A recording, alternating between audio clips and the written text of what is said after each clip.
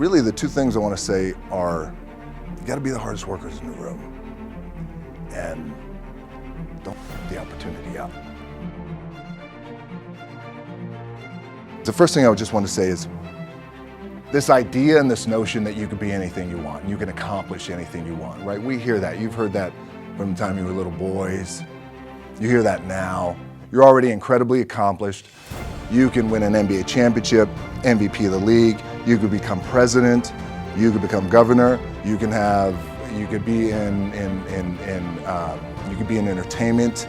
You could do Charles, or you could do Shaq. You could do that. You could do whatever you want to do. You guys know that.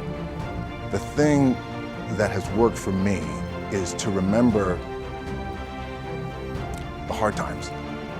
So, and I'm sure you guys all have your processes, and again, I'm going to tell you what's worked for me. So before a big movie comes out, before, back in the days when I was wrestling with WWE, a WrestleMania match, anything big that would happen, I would always take a moment and I'd just remind myself, all right, I was evicted when I was 14. We were kicked off the island. We couldn't live in Hawaii. Had no place to live. A lot of shit happened. Then when I moved to Nashville, I was arrested multiple times by the time I was 16 years old. Like, I remember that.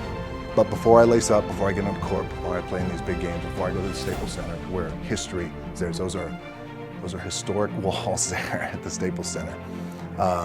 I would remember that, and it allows me then to be present in the moment and understand, holy shit, the stuff I have around me right now, this is the that I dreamed of when I was a kid. I am here. I played for University of Miami, played for great teams. Warren Sapp, Ray Lewis, they were my teammates. They were balling.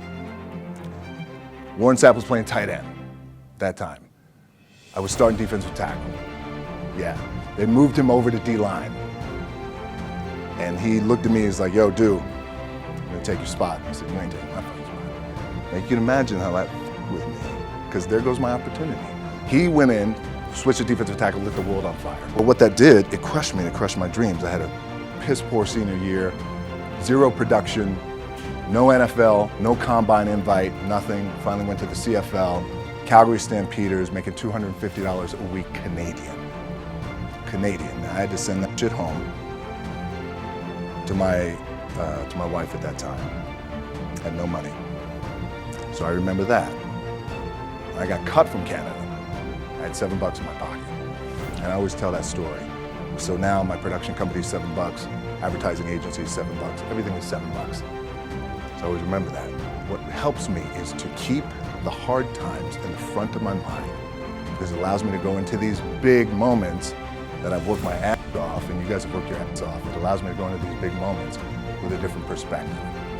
What it also does for me, and again, this is what works for me. Like, I keep my back, excuse my language, my back is up against this.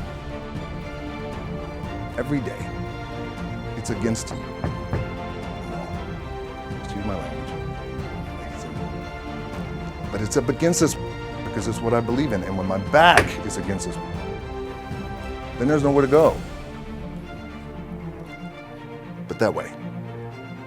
That's it.